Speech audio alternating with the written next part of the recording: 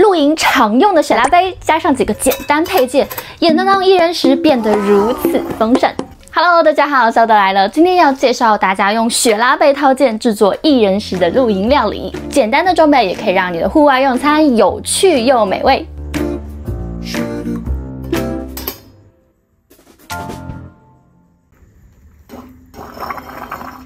首先来看看这套配置重量仅377克的紧凑收纳的雪拉杯4件套，是单人及机车露营的理想选择。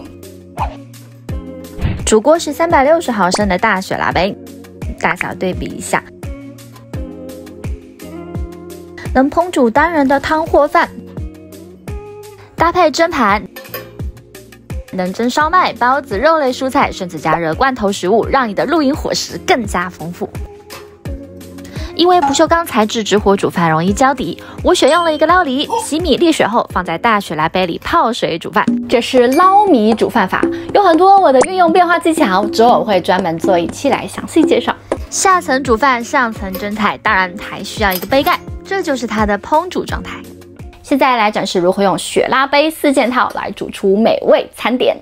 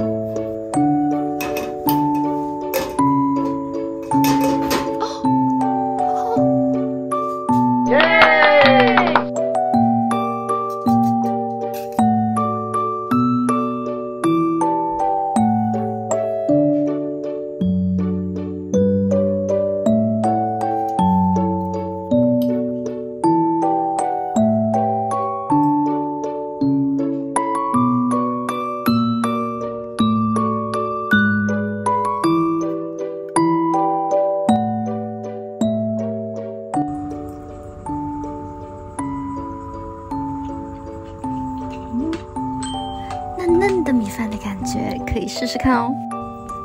是一种很松软的口感。